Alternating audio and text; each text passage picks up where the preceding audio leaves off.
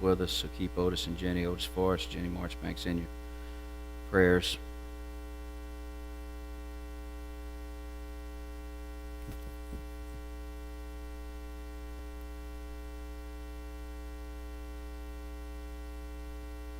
Anybody else have any prayer requests? Yes, sir. Pop's doing better. Pop, thank you for asking. He's asking about my grandfather. He's still not where he was at Christmas. He's still not back to himself, but he's doing much better. He had a doctor's appointment yesterday, and he's able to get up and move around. And he was out in the yard with Dad the other day on his own, doing it on his own and stuff. So that's he's building up some strength, and as far as his mental acuity, his memory's doing a little better than it was doing there for a while too. So everything's showing some improvement, but we're definitely not back to where we were at Christmas. So thank you for asking. Thank you for your prayers. And Dad's still with him pretty much all the time right now, so they're not leaving him alone.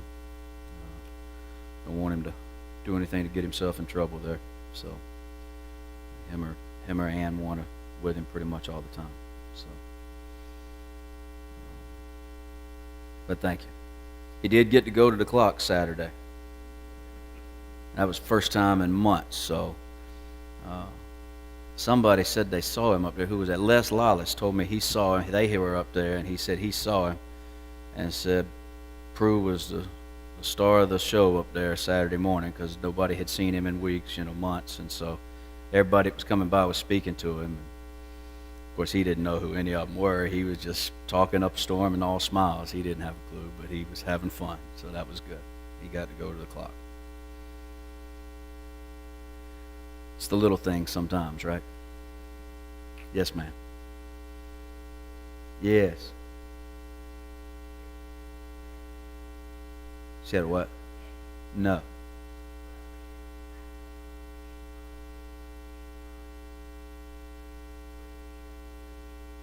Okay, that was Amy? I thought it was somebody related to her when I saw some kind of post, but oh.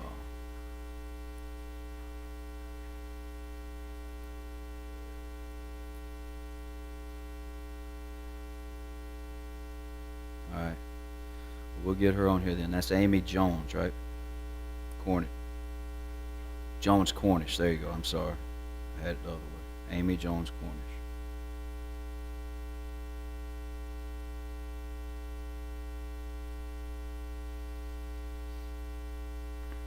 Anybody else? Yes, sir.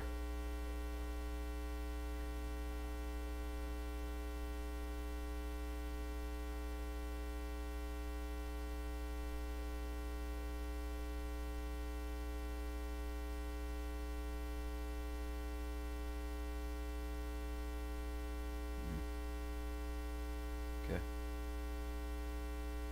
Ed Green. Do you know if there's an E on the end of that green?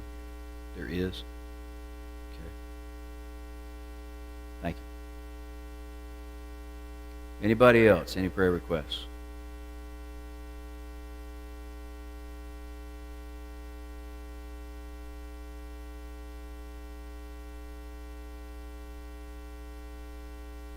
Anybody else?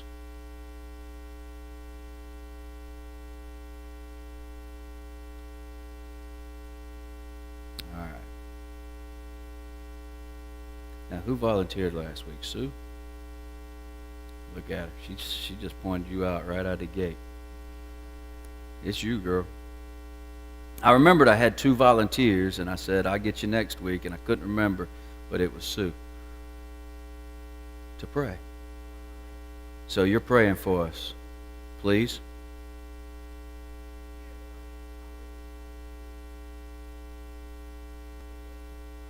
Yes.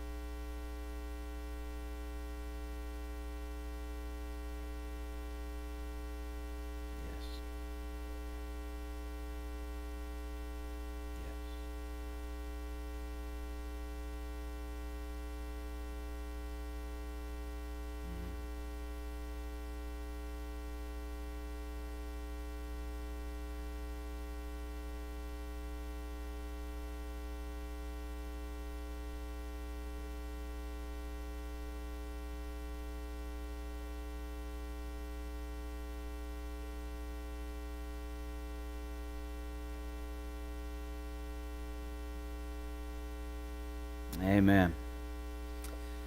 All right, so I'll thank you guys for being here with me tonight, coming to explore chapter 1 of this book. Some of these books that we're looking at, as we go through these studies and as we read these chapters together, and then we come in and discuss them and try to expound on the principles and especially the theology that the principles are built around.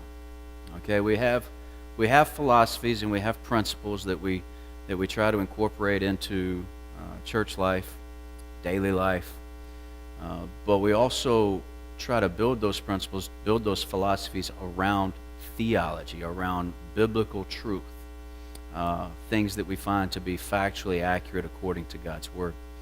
And as we work through this and as we start to analyze and explore this, I think all of us will find, man, these books, you use the word enlightening, which was a great term to use for it, but these books can be so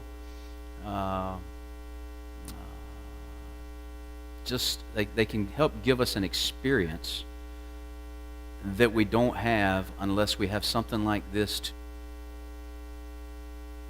these roads of thought, to travel these paths of thought processes as we go. And so it'd be so great if we had so many more people out of the church to join us on Wednesday night to actually embark on some of these journeys with us. And so feel free to invite some folks. I know some of you have. I appreciate that. I will continue to do the same. Let's encourage folks to come and join with us and be here. But I also want you to know how much I appreciate the commitment that you show in being here with us. Now, in just a minute, I'm going to take a sip of this Coke Zero, which has zero anything. Yeah, it tastes just good enough for you to swallow it, right? So, but it's way better for me than the stuff that I've been drinking. So, maybe, who knows? It might be eating my insides out. I don't know. But I'm going to drink it anyway. I'm going to take a swig. But what I want to say first, while it's on my thought pattern here, is this week, chapter 1, is really going to be kind of that self-reflecting moment, especially for the pastor, but for those who are in leadership. As we read this chapter, as we look at it, there are probably a couple of, and we'll draw a couple of points of application for everybody, for the church at large. But it definitely zones in on the leadership aspect and how things could have gone maybe a little better on what was probably a fairly trivial exercise in the grand scheme of life. So understand, we're going to pick on me first. All right? If you have read ahead, don't skip next week. All right? Don't be here this week so we get to pick on me and then skip next week. All right? This has got to be fair. All right? We're not picking on anybody. We're trying to grow together, right? We're trying to be honest and we're trying to grow together and we're trying to do it God's way. And that's the goal. That's the goal. All right, let's jump into chapter 1.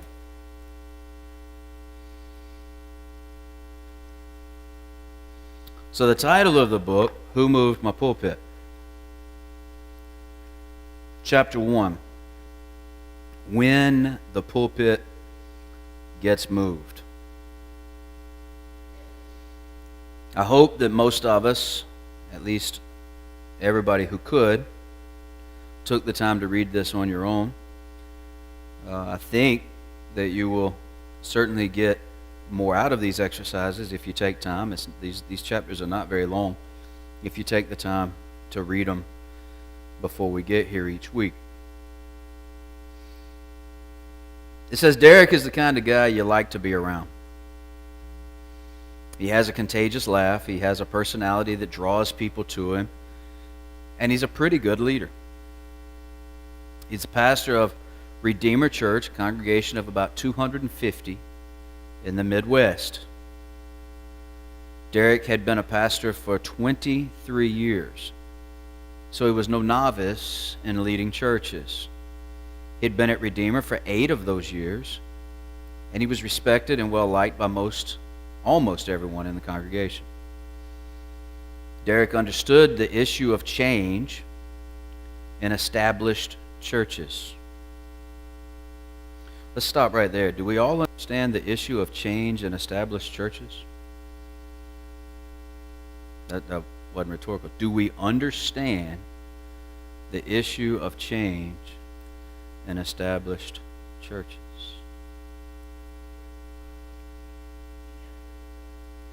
Well, he thought he did.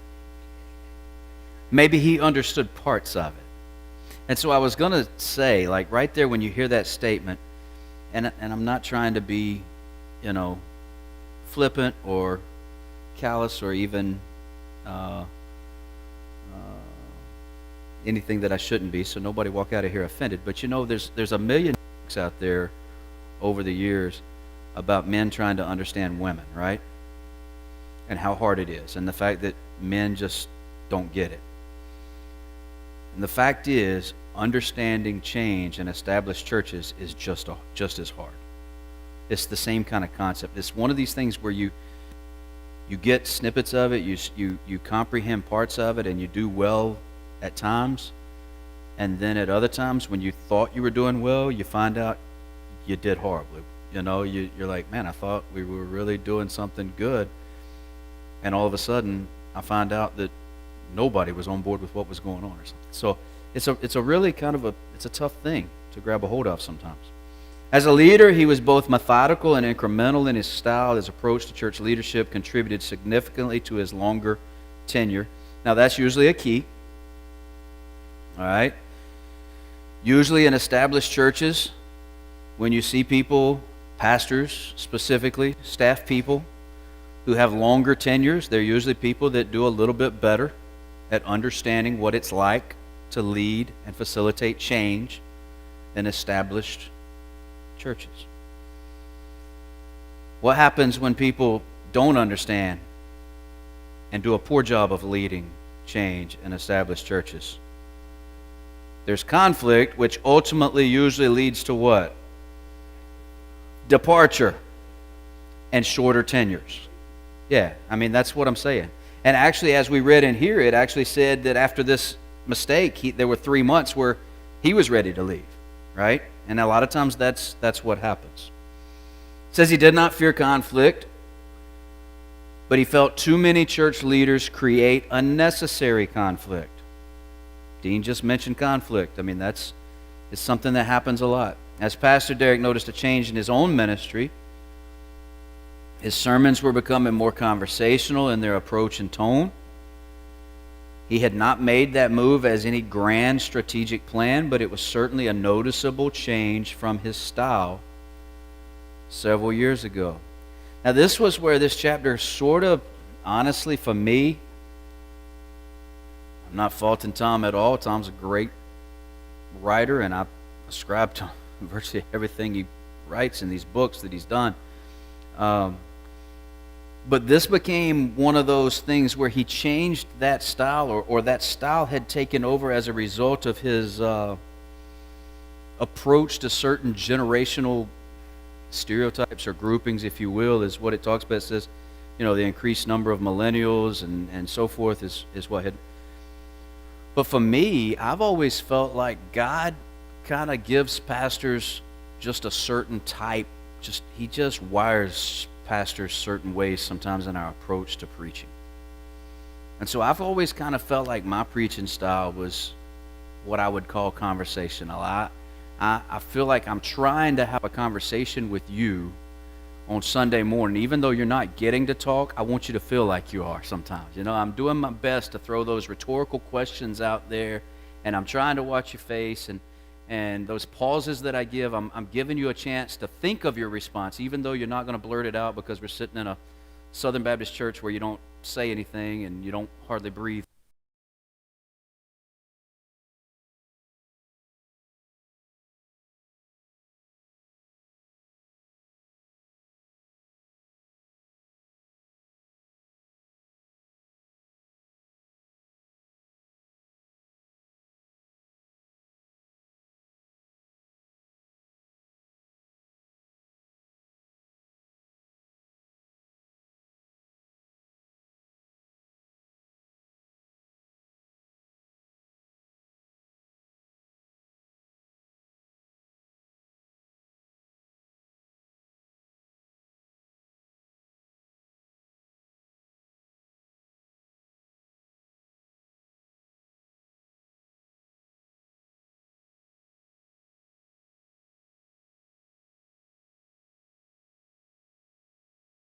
maybe different approaches to things, but I feel like that same conversational approach is just the way God.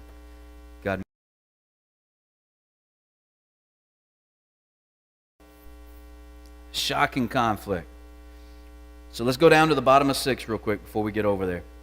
Life and ministry were good for Derek. He could see staying at Redeemer Church for the rest of his ministry. He was so thankful that he had the total and unequivocal support of the church members, at least he thought he did. You know, as a pastor, I can tell you, well, I can't tell you. I can suppose, based on my own experience, let me say it that way. I believe that it is much easier to invest all that you have into the ministry of a church when you believe you see yourself staying there until, I think if we come to a church as a pastor and we say, you know what, I'm going to give this a good 3 to 5 years, I think there's going to be a limit in what you're going to invest yourself into at that point. Like, I don't see that being an effective way to approach it. You with me? I don't know how a minister could do that and really be as fully effective as should be, could be, whatnot. So when he says, hey, he could see himself staying at Redeemer for the rest of his ministry, I really feel like if ministry is well and God's got you where you're supposed to be, then you probably ought to be able, as a pastor, you ought to be able to see yourself staying there for the rest of your ministry until God tells you it's time to move somewhere else. And so I'll tell you, when I was at Beaver Dam, before I came here, I saw myself staying there until God said, hey, there's somewhere else for you to go. I don't know how to explain that to you. I don't know how to describe that to you. I literally went to Beaver Dam. I said, guys, I've told y'all this. I talked to the deacons. And I said, look, I don't know what to tell you. I'm just telling you that God told me my time here is done. And they looked at me like I'm crazy. They said, well, you got something else? No, I don't know where I'm going, but I'm going somewhere. God's telling me that this is it. He's going to move me. Y'all may be sitting there saying, that's crazy. That's nuts. What in the world? How did you do it? I don't know. I can't tell you how. All I can tell you is when God tells you something like that, it's clear, it's concise, and you got to be ready to do it. And I'm going to tell you, it was as if he said it to me. And then it was quick from there, from the time that I sent a resume here to, things just lined up and got in place. And at Christmas time, we were here. Do I now?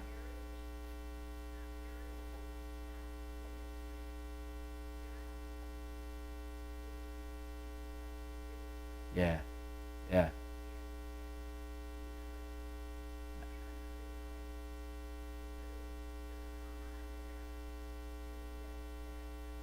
And made myself miserable and some of them probably, right? Yeah, yeah.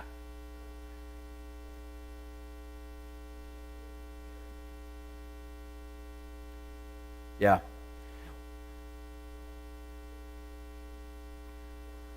Yeah, I was going to say it's not just ministerial jobs, it's all jobs, right? You can't approach any job like that or else you'll go crazy. If you stay at a job that God's told you it's time to leave, then you're going to be miserable, right?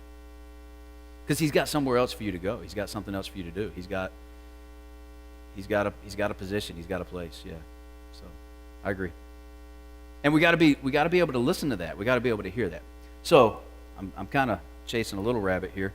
I guess we should shoot him and move on. But my point being, I feel like all of us, from the pastor all the way to the member, we need to be able to see ourselves at whatever place God has placed us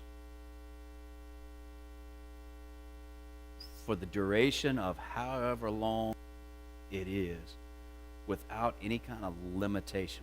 We don't need to put any kind of preset limit on what our ministry life is here, at home, at work, wherever.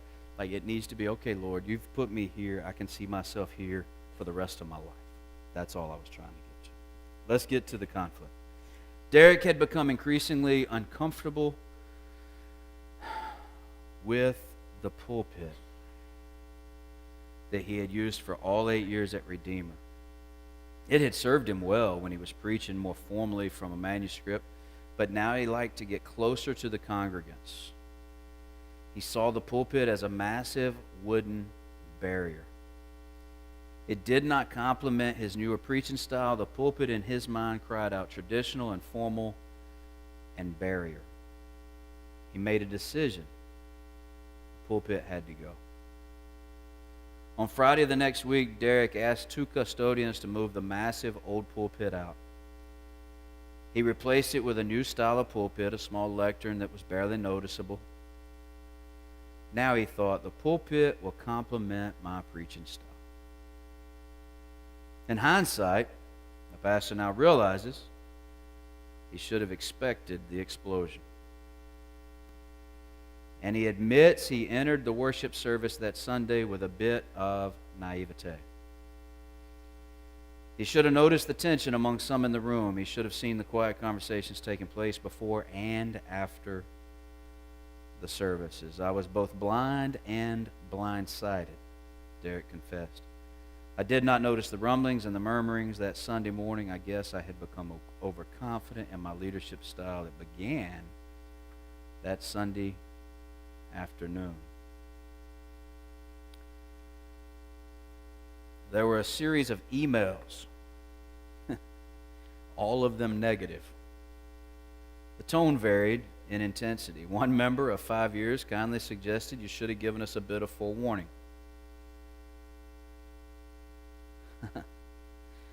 On the other extreme, a 70-something member went right at the pastor. What you have done is heretical. You ought to be ashamed of yourself. I think we need to call a vote of confidence about you. Now let's stop for just a minute.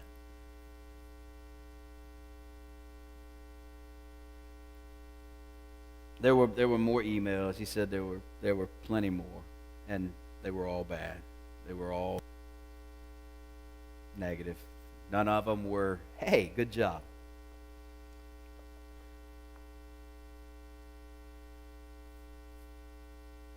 We're going to find out in just a moment where he sees that he probably did not handle or execute his plan well. I believe he does a good job at communicating, admitting, and discussing that as he goes through it. At the same time, I think there's something for us to make sure that we draw from this right here and say that when we do have conflict, when we do have these moments of varied levels of disagreement, especially within the church, we need to be careful, be sure that our response is appropriate to the issue. Does anybody in here believe that what he did was heretical? I mean, when we use the word heresy, what are we saying? Yes, I mean, the literal definition of heresy is that it was unbiblical.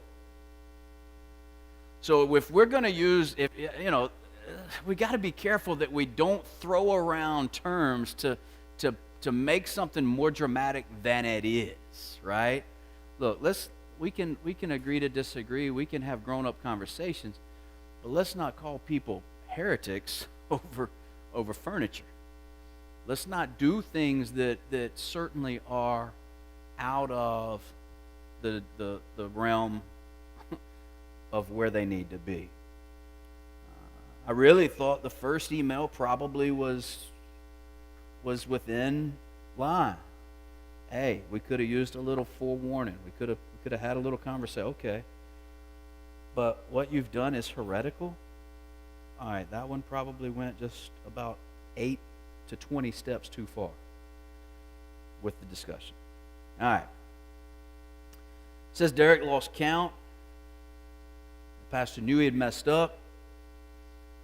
If you look down at I don't know which paragraph it is, next to the last one, he violated his own leadership principles. He had always led change incrementally in the established churches in which he had served. He had tried not to surprise people and tried to get as much buy-in as possible. He paused for a moment. I guess I had a period of temporary insanity, he concluded, but he was only partially saying that in jest. Now, right here I want to stop and say this. For the last 24 plus months, we have been in the midst of an era of church life unlike any other. And I was talking to a few people last week. If we survey in any organization, if you take a survey and say, what are the 3 things that we're most weak at? What are the 3 things that we need to improve the most? What's going to be in the top 3 every time? Communication. Every single time. And if you do it in a church, it's almost always going to be number 1. I'll just tell you, it's there. It's always there. And it has been for decades. So this is not like a recent phenomenon just because of COVID. This has been there for decades. However, we have now reached this point in church life where people are not here. They are choosing to, for safety, for personal choice of safety, protocol, they're choosing to stay home and watch the services online. And we are doing our best to facilitate that. I mean, that's what these guys are up here working on right now. I mean, we're doing our best to facilitate that as best as possible. However, guys, we are creating as a culture, not just as Reedy Fort Baptist Church, but as a culture with all of this, we have created a communication nightmare.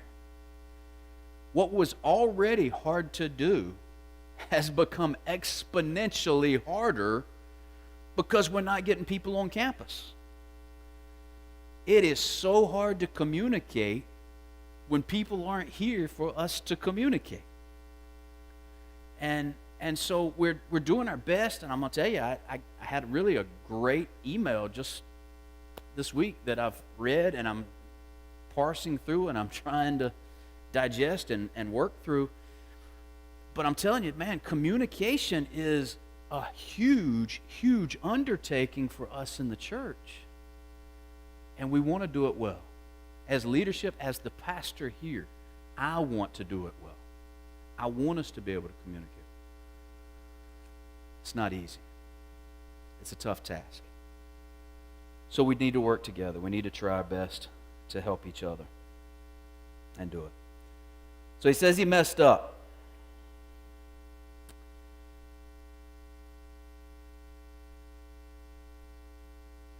He knew what he had to do. It was too late. He decided to move the old pulpit back. The damage had already been done. Besides, he still really wanted to accentuate the new style.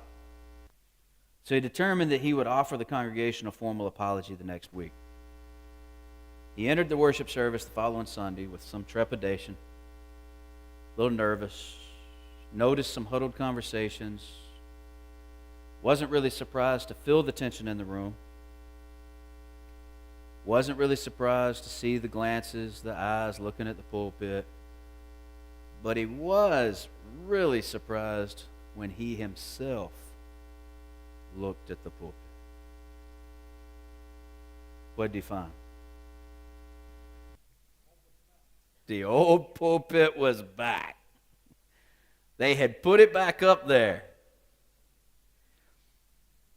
It says he actually gave forth an audible gasp, and much to his surprise even, when he saw that reason for the murmurings, the congregation actually said that they heard it and were quietly shocked when they heard him exclaim, it says like a wail of agony, "Who moved my pulpit?"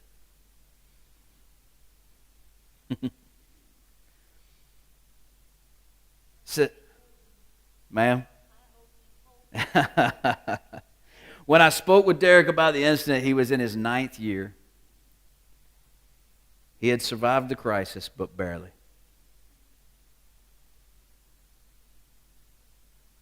I'm pretty transparent, right? Don't y'all agree? Like, I mean, I usually shoot you straight. I usually just tell you.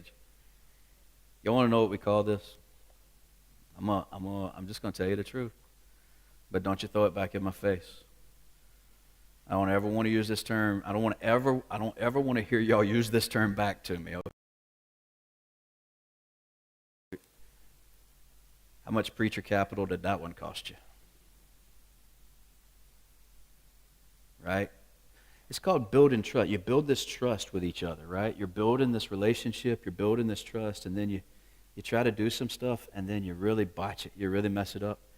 And when another preacher starts sharing with you that he botched it, you look at him and you're like, yeah, how much did that one cost you?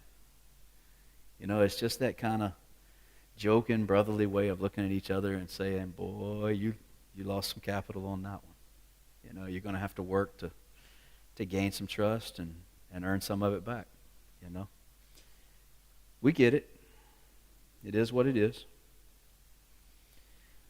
He said what's really disheartening is that we've probably, this is what I really want us to take away from this chapter. Instead of seeing, hey, you need to communicate better and move slower, or you know what, you know, instead of y'all saying that and saying it to me, or instead of me saying, hey, you know what, you need to be more agreeable and not send me those bad emails or what, you know, there's all this other junk that we could take away from it, but I really want us to take this right here away from the chapter and understand what really is at stake when stuff like this happens. He said what's really disheartening is that we've probably lost 2 years of effective momentum.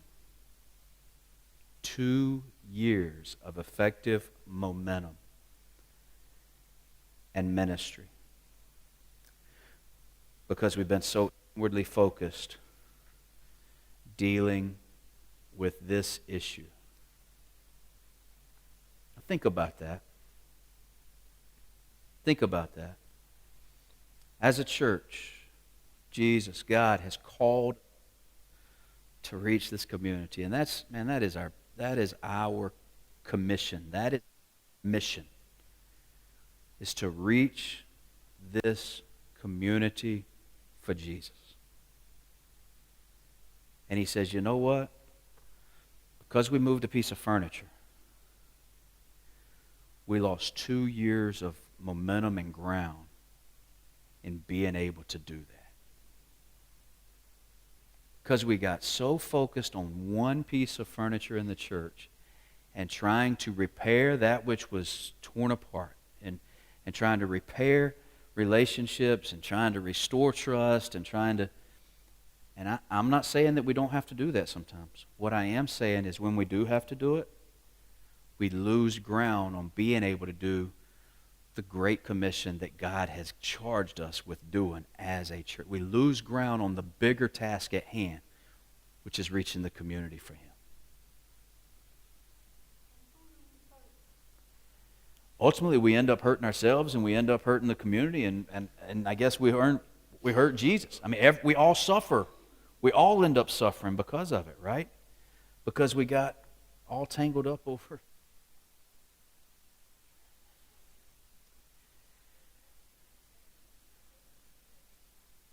Well, they moved past it eventually, and you know, I'm not trying to make light of it. These are big. These can be big issues. I mean, these can be things that, man, we draw lines in the sand over stuff that we don't necessarily need to draw lines in the sand over, but But you know what? We deem them big, and then it becomes, okay, is it really? All right, so let me break this down for you. What you're saying, what you're getting to is this. Was it really about the piece of furniture? Was the issue at hand really about that piece of furniture? So what was it really about? More than trust and more than communication, what was it really about? Control. It's about control. See, it becomes a power, a control, a who's in charge kind of situation. And the reality is this, guys. If we can all get our heart where it needs to be, God's in control.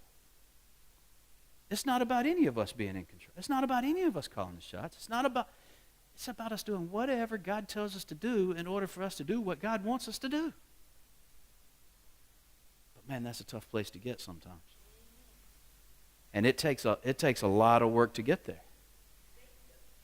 Oh, he doesn't want us there at all. And he's going to make us feel like our position in the midst of these conflicts are the most righteous positions that we could ever have. Right? I mean, he's going to give us this idea that, man, what I'm saying is sanctified by the Holy Spirit himself. But it's really by me. Right?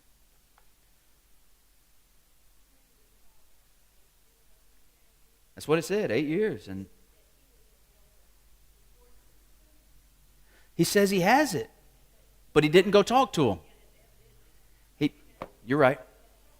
Yes. You would think there would have been some kind of a conversation that he would have had where he would have gotten just a little bit of advice, and there would have been a little bit of a, hey, let me go talk to so-and-so, and let's have some conversation.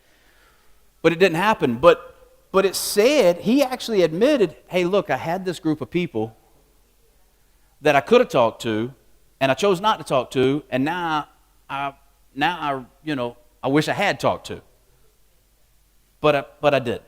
And so let's go ahead and skip ahead because we're at 7 o'clock. And let's skip to the failures that he admits. And I love the first one because that we talked about Sunday, straight out of James, that we have got to put in our daily life. We've got to have it in our church life. We've got to have it in our family life. We've got to have it everywhere we go. And that's our prayer. Our prayer life has got to be leading the way.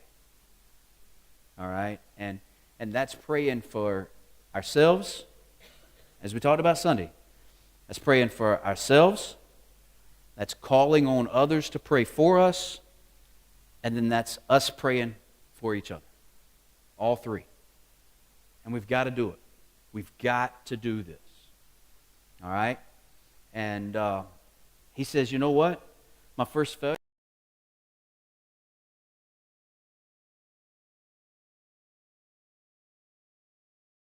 By praying about it. We've got to be praying. Second, he didn't assess the unintended consequences.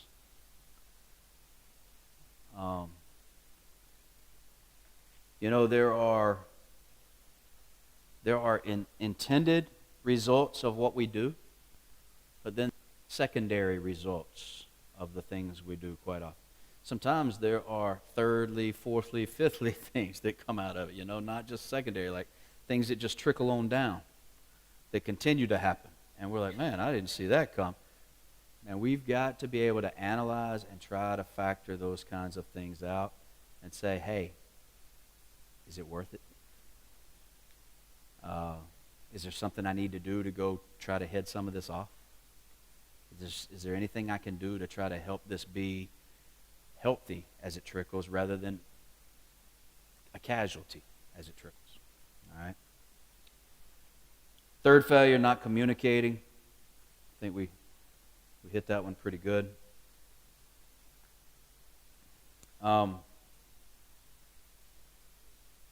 Fourth failure, not dealing with people issues.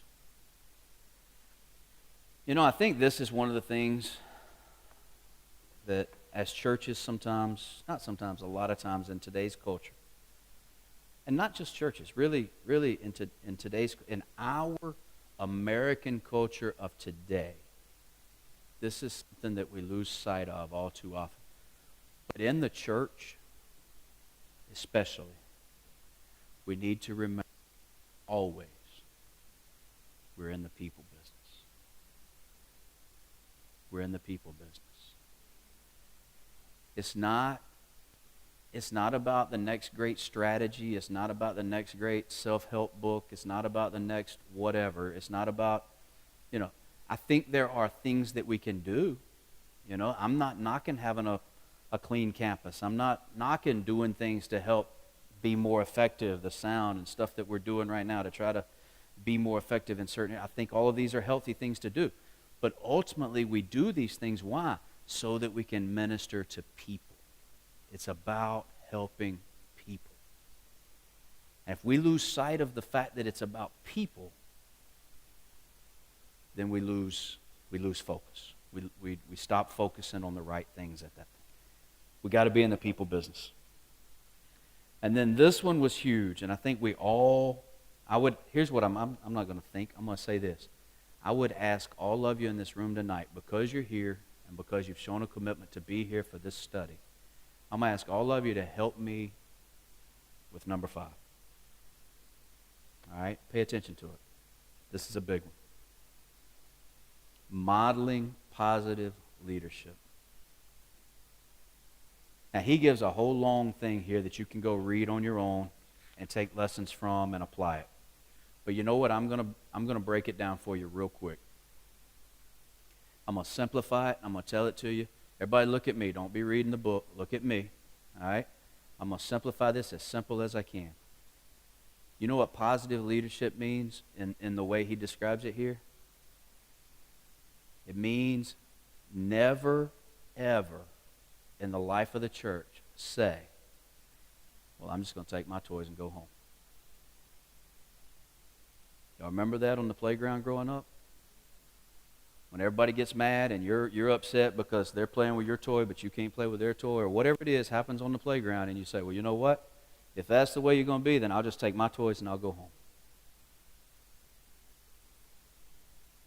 Look, if we're going to be as effective as we can be, if we want to lead with positive leadership in the life of the church, especially moving into the future together, I'm asking you to help me. Don't take your toys and go home. Lead positive. You know what? If things are sour, smile while it's sour. I know it's a cliche, but it's the whole lemonade out of lemons thing. Figure out a way to smile and be positive in the midst of adversity. He says, I wish that I hadn't gotten mad and I hadn't sulked and I hadn't pouted and I hadn't, but I did. It's the same way with us, right? When things aren't going good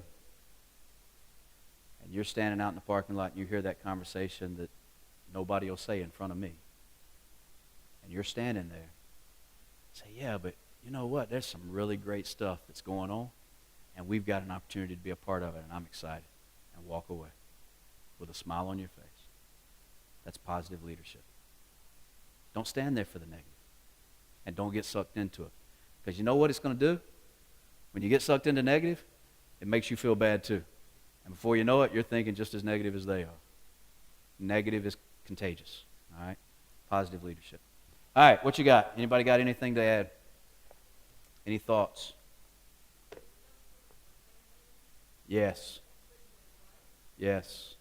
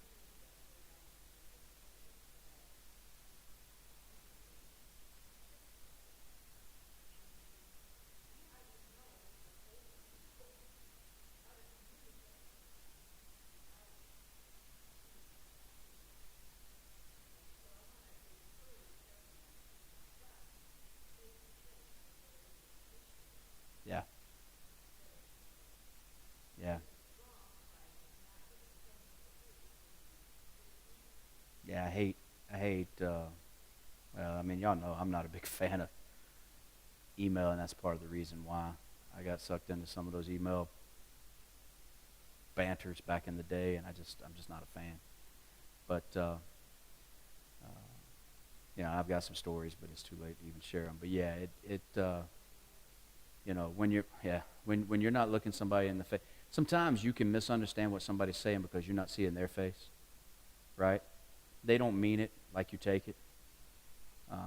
They can be trying to be funny. They can be whatever. Whatever. They certainly don't mean it the way you. And then sometimes, because you're not face to face, you talk just a little bigger than you probably should have, right? And so it's always good when there is serious stuff to be discussed. I agree. I'm a fan of face to face. Body language is big. I agree with you 100% there. I'm a fan of body language, and I'm a face to face person. I just always have been. I agree with you 100%. Cell phones. Oh man, cell phones. The degradation of society. But we can't live without them now, right? All right. What else? Anybody? I love you too, sweet. All right, guys. Thank you for being here.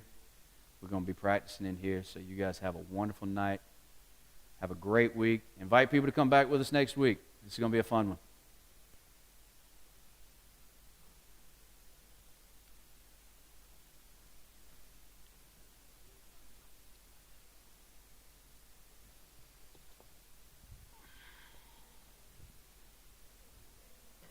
I do.